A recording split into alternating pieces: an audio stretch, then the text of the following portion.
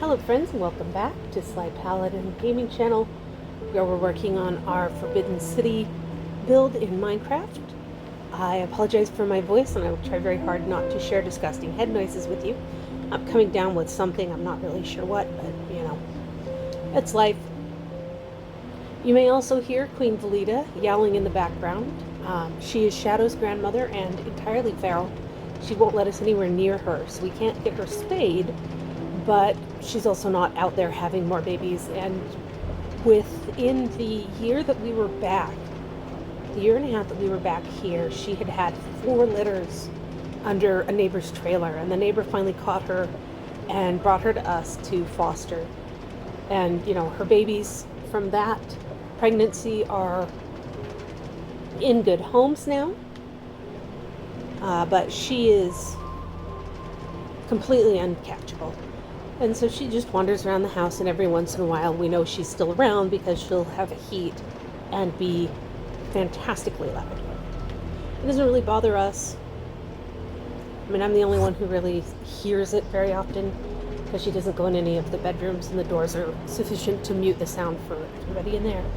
But, so that's what you may be hearing. Today we're going to collect the last of the glowstone that I need for the outer walls of my city. I have gotten all the way around both sides, except for, and I counted, I believe it's 110 more that we need. So we're going to go collect 2 stacks of glowstone and finish up that wall, which is pretty snifty. And we'll also talk just a little bit about how to grow mushrooms. Not the little mushrooms, but the big tall mushrooms, because that can be a little bit more challenging and requires some special steps. Why are we not moving? Oh, okay, that's why, because rude. Alright, I'm going to go ahead and give us a zip, zip, zip until we get to the location that I want to start searching.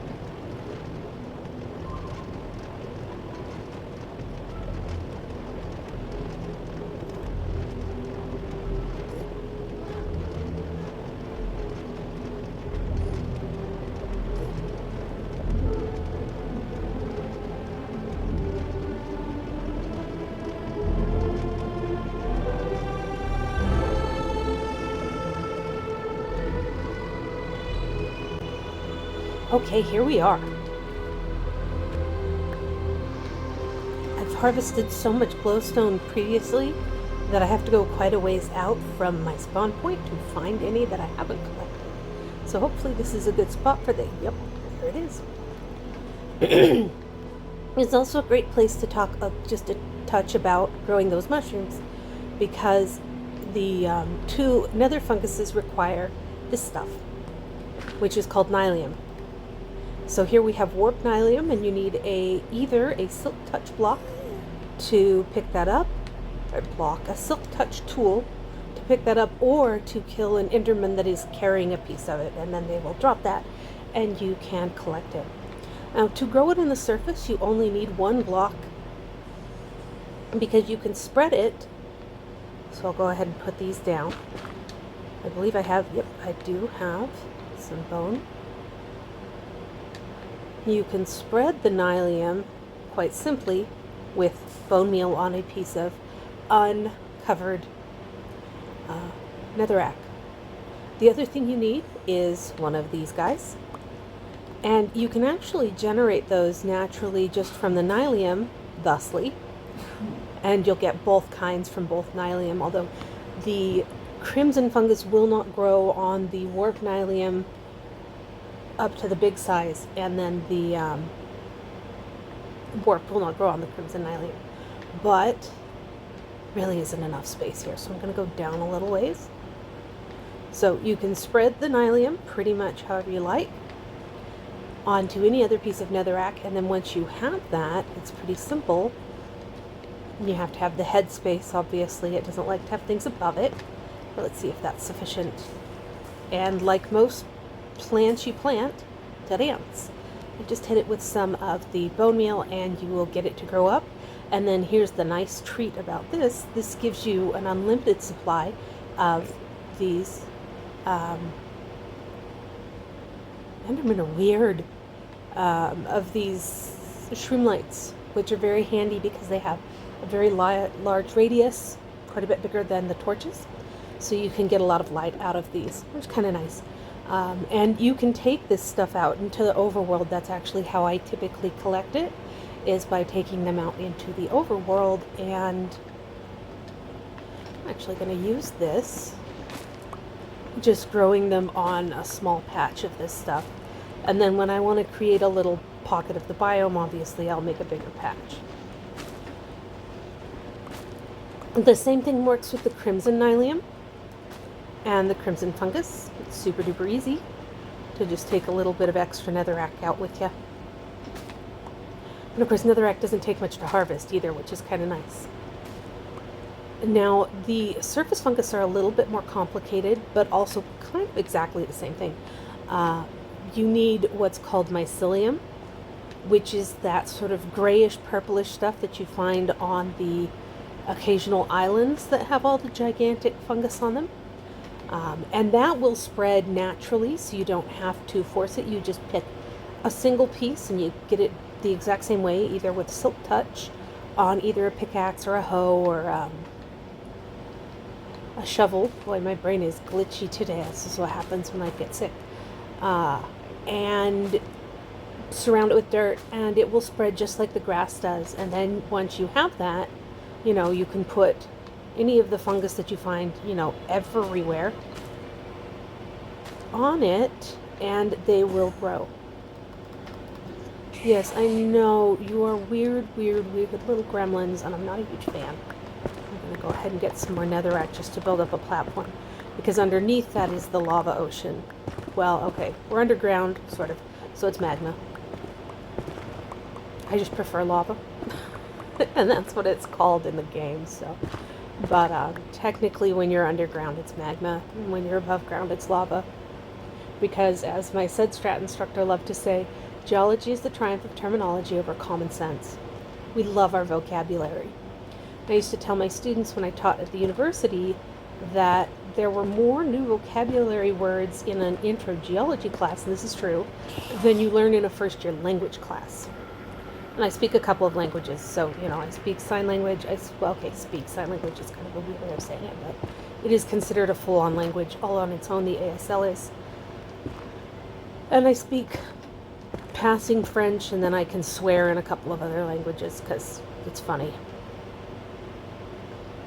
I can say a couple of different things in Mandarin, and I can say a couple of things in Turkish. I understand more Spanish than I speak because it's so similar to French. But I do not want these blocks to end up down there in the fiery pits, so I gotta give it a platform to land on while I dig it out. Not looking at you, I'm not looking at you. You can avoid the Nethermen, whatever, wrong dimension, dingus. You can avoid them pretty readily with a jack-o'-lantern. Wear it as a helmet. And, oops, you're no fun. Go away. Was this what we're doing? Okay. I have so much fire protection on my armor, and this is exactly why. I spend a lot of time rooting around in the nether. There we go. But as a rule, those, unless you're at level like 35, those little lava pockets are only a single block, so if you can find the single block, you can just break them by putting another block on them. So it's not too bad. But again, I use a lot of fire protection on my gear just to be safe because I fall off into the lava with some regularity. Magma, whatever. I fall off into that ocean down there pretty routinely. I have a hard time with the differentiation in this case because typically magma is pressurized and it's contained within a chamber and it does not have open air around it. There are some pretty funny movies about that. So again, you can collect glowstone. Oh, there's a Felita yelling. You can collect glowstone with a regular pickaxe or even just with your hands. But it drops as the glowstone dust, and you can sometimes lose a bit of material that way. And because I need all I can get, and I don't want to spend 3 days at this task, I'm going to use my Silk Touch and get it to drop intact as blocks. I'm probably also going to do the same with some of the nether quartz blocks around, because then I can take those to the surface and use them when I want to recharge my stuff. Because I can put them down, use the fortune pickaxe, and they drop an obscene amount of experience. And of course, the platform that I've built allows me to be kind of careless about digging this out. I don't have to worry about where it's going to fall. And can collect the most of the amount that's sitting here. Of course, that's all out of reach. And you see it ends up all over the platform. Enderman, you were bizarro. I'm going to get up here so I can get both that and the quartz that's underneath. There's a treasure. And the other thing this nether quartz is good for is brain dead. Oh, training the stoneworkers, because they'll buy loose nether quartz from you. And it's always weird when it gets dark like that. Oh, nice. That was a nice big clump, wasn't it? Look at all that. And there's some more quartz. We're going to go over there. Can we do this yet? There it goes. Doofy Enderman, you probably shouldn't jump in the lava, baby. That's how you get killed. That and arguing with me. Do not recommend. Because I lost my sword. I don't know how. I don't remember where I put it. I'm sure that once I replace it, I'm going to find it. But right now I have just an unenchanted netherite sword that I will enchant when I get back and have plenty of experience to play with. I didn't die. I just don't know where I put it. And I have so many chests, and I think I've checked everything. But, you know, it'll show back up at some point, like, in the most obvious spot possible. And I'll just say, oh, for mine's sake, I don't want that. Go away. No. You can va. So it does give away what language I'm typically talking in when I switch. And one of the things that's sort of funny about me and languages is, because of the autism, I can occasionally, if I'm stressed, I will lose English. And what I mean by that is I just can't speak it. I can understand it just fine. It's not a problem. And so I will almost inevitably start using, you know, any of the others, especially sign language. I will start signing, and that isn't why I learned it, incidentally. It just works out well that way. This is typically a good spot to look for the glowstone, and for the nether quartz, actually. It tends to be exposed here, and then up high close to the ceiling. Just like looking for nether, ancient debris, you know, the nether scrap stuff, but because I don't want to do that. Okay, fine. I'm going to use one of the vines for once. There's that. Not really helping. That's okay. I knew I missed one. There it is. I'd rather go for one of the upper blocks because I need about 70 more. And I'll probably get more than I need. Alright, if you're gonna be like that, be like that. Otherwise, go away. Of course. Easiest way to fight these dummies is to get yourself backed into a space that is only too tall. Oh, hey, look. Showing the lesson.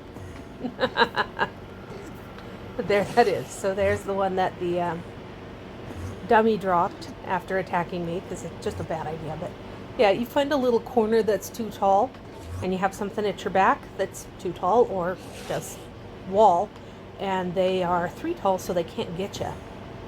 This one's gonna try something. I almost said a bad word. I do try not to. Anytime I find myself a little bit of the... I didn't mean to get that, but that's fine. That quartz, I'm going to grab it because it's very, very handy for me. Whew, my voice is just shot, isn't it? Let's see, where do I want to... Ooh, I know where I want to go. Okay. I want to get across over to there because I can see that the roof goes up higher and there's crimson fungus. So if we wanted to play the making crimson fungus game, we could. I'm probably not going to, because the principle is exactly the same as with the warped fungus, although it is kind of nice when you find them together. And of course, I'm sure you know that every different type of wood gives you different types of doors in terms of like shape and style, that sort of stuff, obviously color. But oh, hi. Hello there, nether quartz. Let's collect some of that. Now, I have not yet tackled these lava striders. Oh, there's a big one with a death wish. Doot doot. I'm targeting the wall one step down when I place these so that I can go down without falling and breaking my neck and or, you know, lava. Again, not that it particularly bothers me for a minute or so, and that's why I keep these things handy, because then I can just simply paddle through the lava until I get back to the ground. I gotta go back up, but worth it. Yes, I hear you. I'm coming. I will kill you, since you are apparently insistent of it. There you go. Hope you're happy. I need more. Whoop. Material. I thought I was going to go too far. I can't actually go too far because of the whole crouch thing. You can't, you know, there's no falling off when you're in a crouch. Unless you get, you know, smacked off by one of those dummy Endermen or something. But yeah, the 32, I think, is the level of the ocean. Okay. There we go. Like a clear view up so I know what I'm getting into.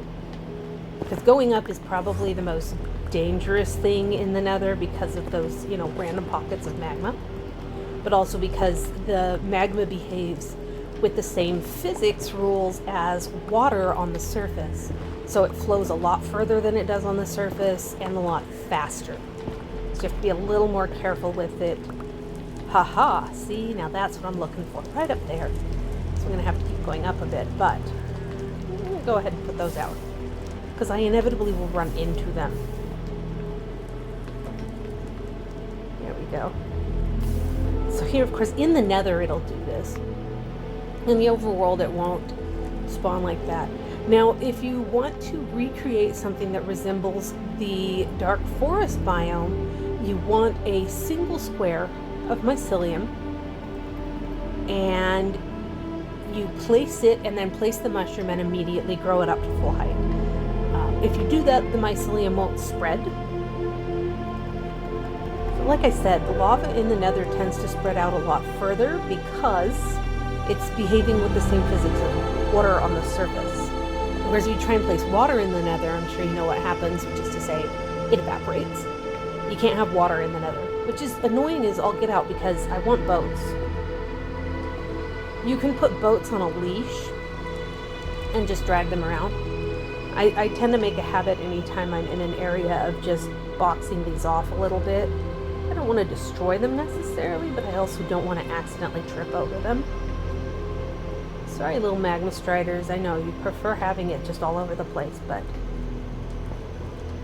I am only so fireproof.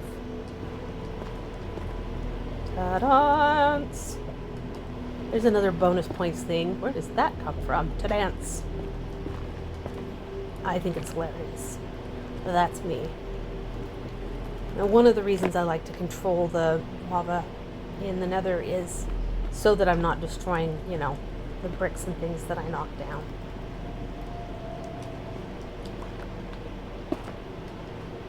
Because this stuff is more valuable to me by a long shot than the actual gold. It has more uses. Gold is, I mean, you can make armor that's super duper weak. You can make weapons and tools that are super duper weak with gold, but for me, the primary use is just selling it to clerics for experience. And I am working in a Badlands biome, so I already have more than enough gold to ever need for anything, really. So I don't really worry about it. I don't really bother. I used to come into the nether to collect these fungus until I realized I could grow the fungus on the surface, and so now I don't bother. I used to see it and go, ooh, shroom lights, ooh, shroom lights, ooh, shroom lights. But one of the things I've learned is that the shroom lights and the frog lights do not require silk touch to collect. They are sort of you can collect them with your fists. I got distracted by these dummies coming up the stairs after me. Oh yeah, I'm coming to kick your butt too, don't worry. You'll die as well. There you go. Everybody happy? Seems unlikely. I'm gonna eat.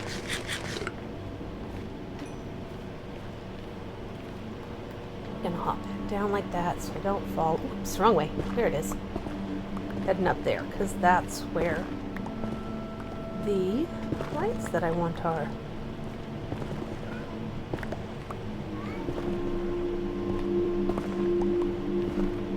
That way, I don't want to go too far back. Ha ha ha! There it is. That's what we're here for. I love it when it's above these mushrooms, because it's easier to get the platform put in. And actually here I don't even need it, do I?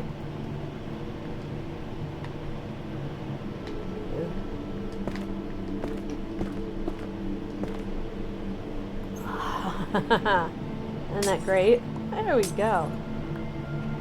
Let's see how far we get.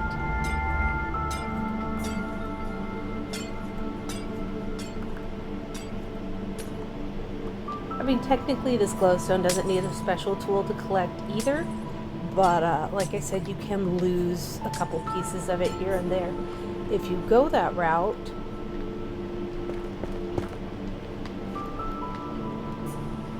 so this is a more, you know, surefire way to get the glowstone that you want.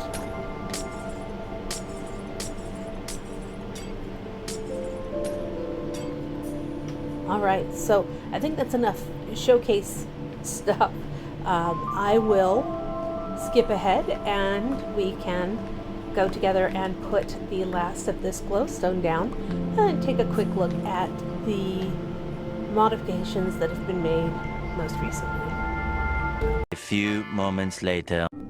Okay, so it took me all of 10 minutes to get the rest of the glowstone that I needed, because like I said, I need 110, and I have 128 plus 13, so 135, I think.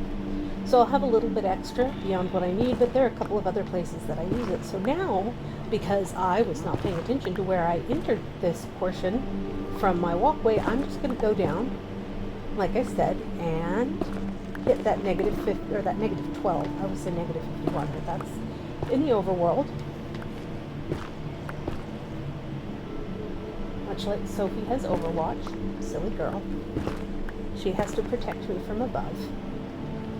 Mary protects me from being lonely and not having a kitty around. So like I said, and it's significantly easier to go down than to go up when you're digging in the nether. As you can see, I can keep a real close watch on what I'm getting into. And if you dig up, you're probably going to find a pocket of magma/lava that will fill you up and just take you out. So you got to be really aware of that. But netherrack is super soft, which is nice. And because I'm crouching, those blocks aren't going to bother me. Although I'm probably going to go ahead and replace them so that I don't have to worry about it if I'm in a rush and happen to be here again later. Not that I typically use these tunnels more than once. These are just my fast track to getting back. On top you go. And I'm hoping that this will sort of showcase the nether scrap of ancient debris finding tricks. And let's check what direction I'm going on my... Okay, I'm going the wrong way, so I'm actually going to turn. Yeah, that's not the right way either, but that'll be me going around the direction. Okay. I'm going to rotate this whole thing around.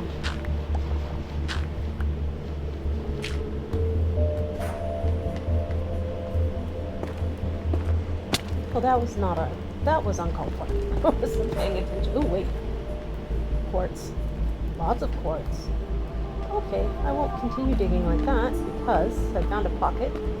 And a lot of times when you find these spaghetti-style caves, you will also find a lot of our friend the nether quartz.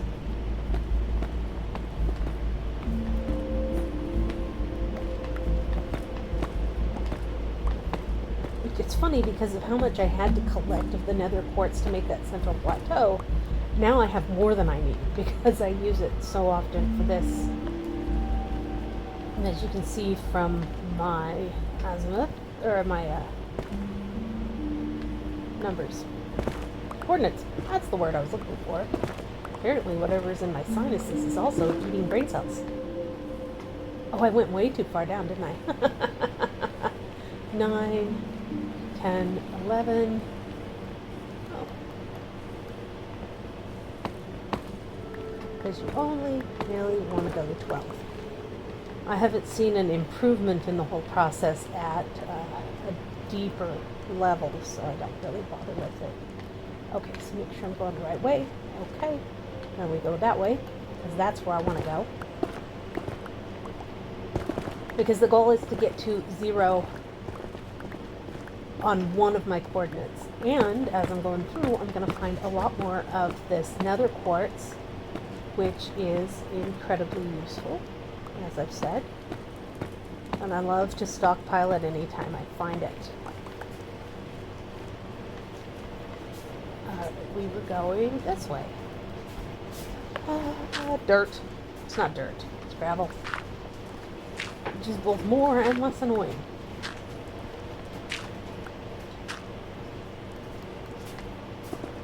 Alright, charge. As you can see, I have some pretty high efficiency on this.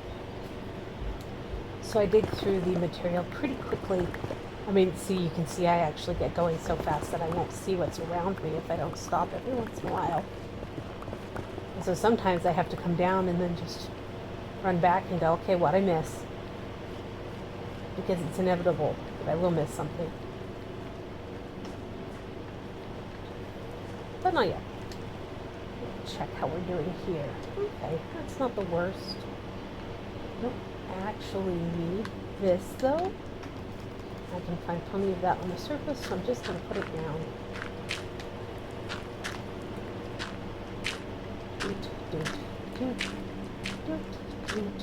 Da da da. No, I don't want the magma cube either, but that's okay. I'd rather have more room for ancient debris, the quartz blocks, and here we go. Netherrack, since I can smelt that netherrack down into nether bricks, which I never have enough of. Oh, I made an oopsie. I should have been crouched. There we go. Reconnected. Here's another one of those cave systems. Much like on the surface, you can get spaghetti caves, which are more long and extended tunnels, or you can get what they call cheese caves, which are bigger pockets that are all interconnected, kind of like Swiss cheese. And the spaghetti caves, well, it's strings of spaghetti.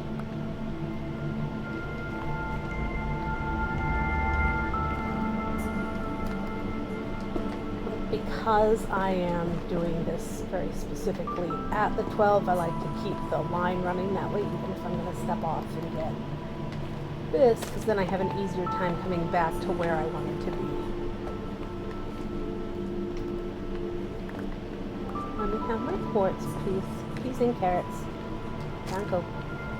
There we go. I missed some. Stinker. Okay, I think that's all of it.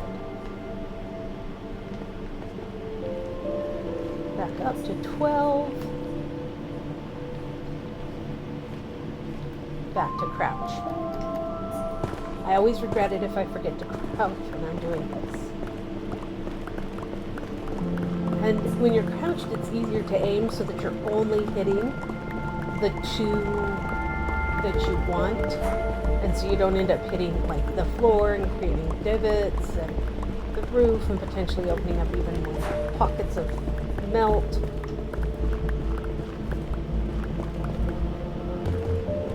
I'm just keeping an eye peeled for any variations in the wall as I do this.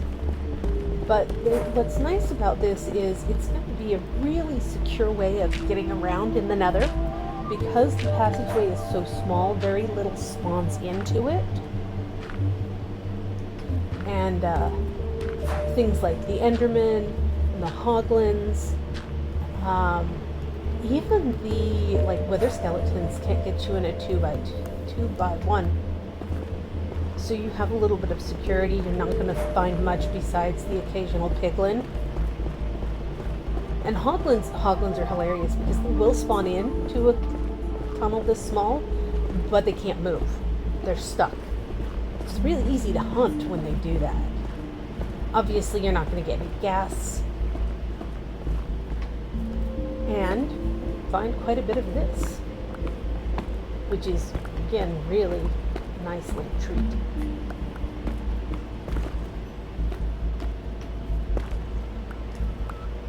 Okay, how am I doing? Okay, inventory is jam-packed because I was a doofus and didn't bother to empty it out before I came in with the nether.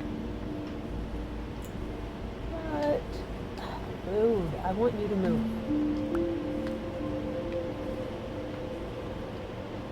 Because I don't want that.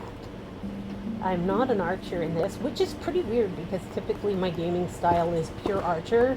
Like, I love archery. I'm a crackerjack shot.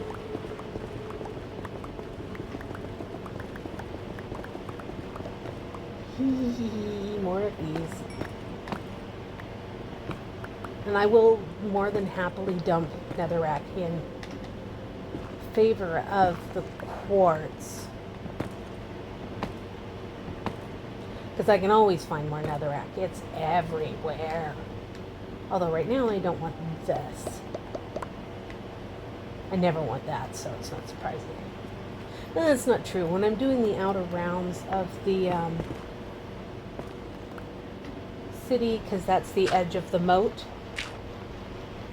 just to help keep mobs from trying to come onto the city. And then I have that weeping obsidian ring.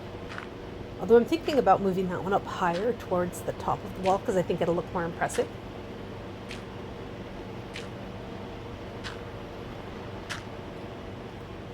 Oh, blackstone. Blackstone is the nether equivalent of cobblestone.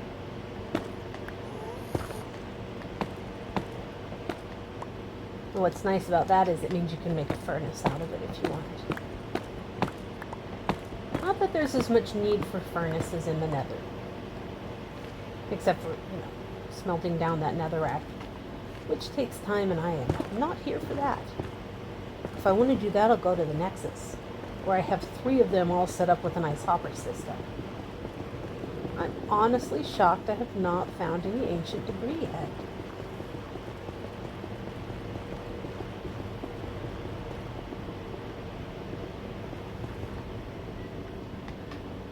I usually have by now.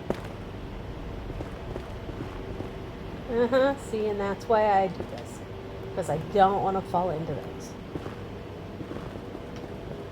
And by this, I mean the crouching. Aha, see? And like I said before, they typically spawn in at least pairs, if not triplets. And what are we going to throw down in favor of? I have so much that's useful. And then there's this, but like, I like keeping them to hang on the outer walls, to brag, so we're going to drop this guy. Again, sometimes it takes a couple rounds. There it goes. Let's see if there's any others.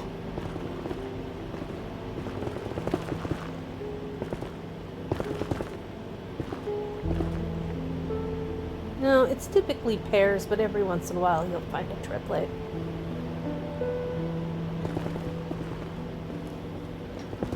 And I feel like once you know the trick, netherite is the easiest thing to get your hands on.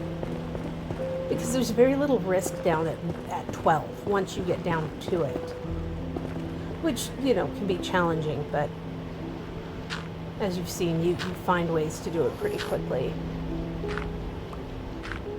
There are some weird sounds in the nether, aren't there? Alright. So I'm going to go ahead and continue digging, and I will come back to finish this up and do our little tour once I get back to the city. A few moments later. And we are back on the surface as well, in the overworld. And we're going to go up onto the wall because we're going to place the last couple hundred. And just during that brief 600 block dig, okay, brief, but it's netherrack, so it cuts like butter. I found 5 more ancient debris, and I wasn't really looking. I may have missed some. That's a kitty, and not a real kitty. Nope. This level. This level I picked for the glowstone because with the grate there, it illuminates everything above it, illuminates this level, and everything below it.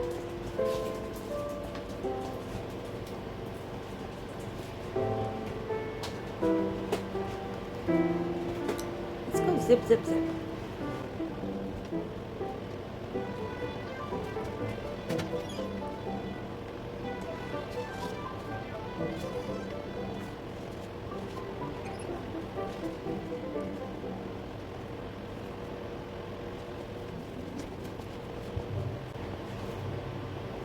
Okay, we are coming up on the end of the glowstone, I'm pretty sure.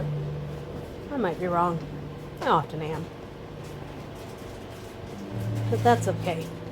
And here's the progress on the platform on this side being extended outward. You can see it's all nice and smooth there, and I will go back in at some point in the near future and start laying out buildings and stuff.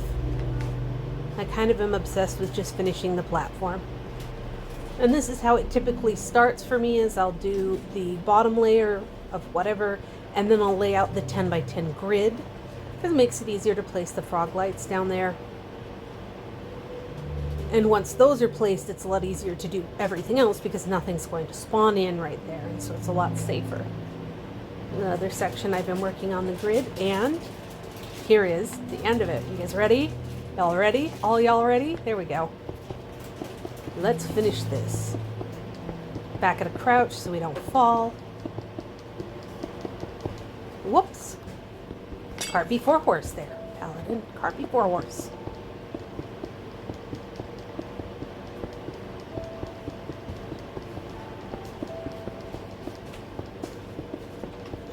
so excited.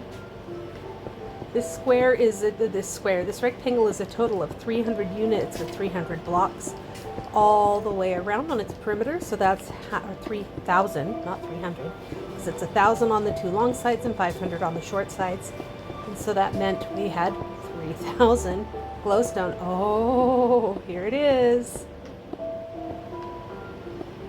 Yay! I am far too excited about this. All right.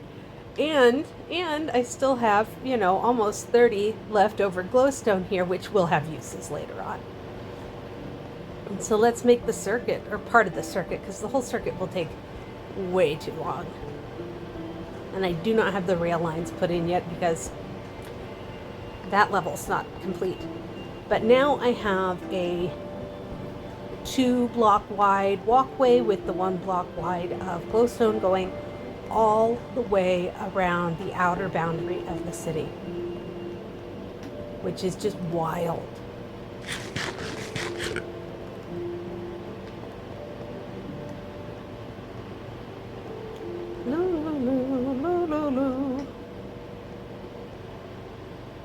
Is that lava over there? I think it is. Oh yeah, it's the right color to be lava, isn't it? Could also be a torch. Oh yeah, I see the torch now. This is the game I play. Here we go. Here's that back far corner. And you can hear all the monsters, but they can't get us up here. Except for those jerks. Oh, leave me alone. Booger heads. Actually, I just ignore the phantoms.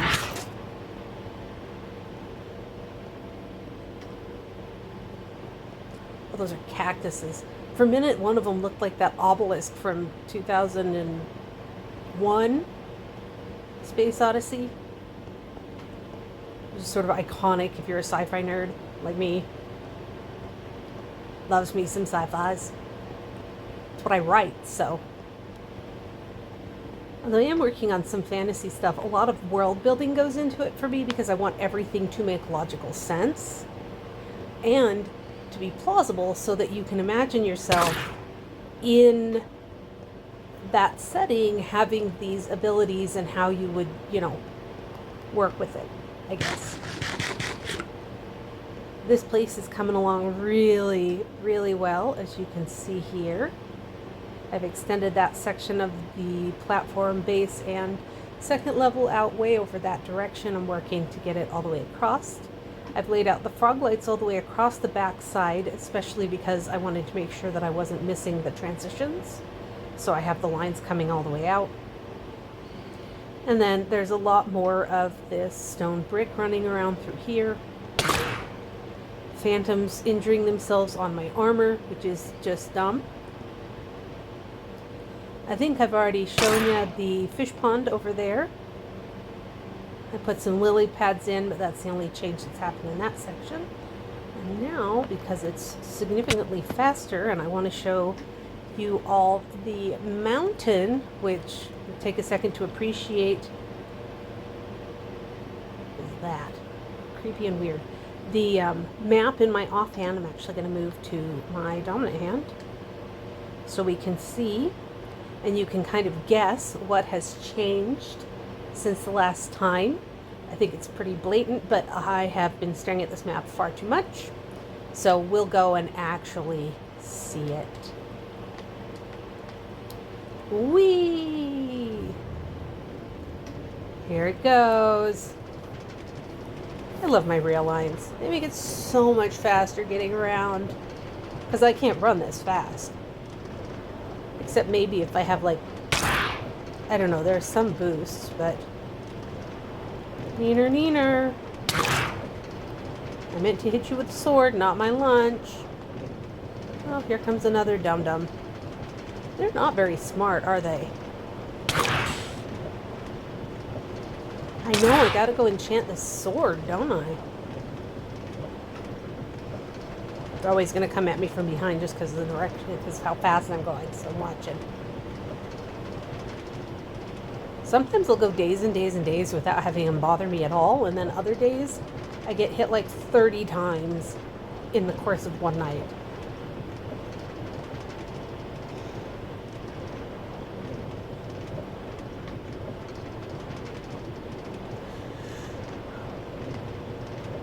Why, it's almost a new moon, isn't it?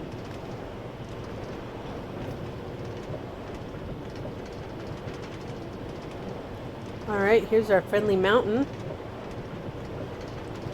And of course, the big changes become a lot more obvious as we get closer.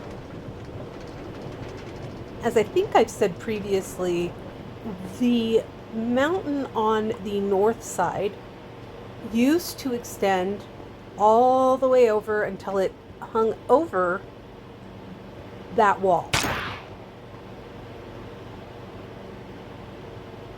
Okay, come on. I will smack you with the sword again. If you insist. Or don't, I guess. So anyways, yes. It used to extend to the point that it was overhanging that wall. And actually, if we go underneath the city, the platform, we can see where it went down there as well. So there's been a lot of cutting back. And what I do is I break it into, 10 by 10 chunks and then wear those down. But you can see here that it actually went out here. And this was kind of the lower portion of it. Because we've got the red sand here. Full of iron. Full of iron.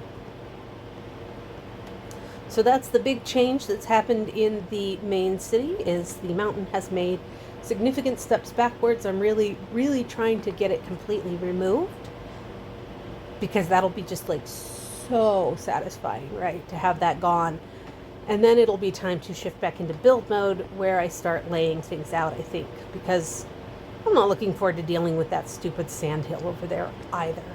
So thank you for hanging with me. I hope you had fun. I almost always do. And I will see you in the next one. Take care.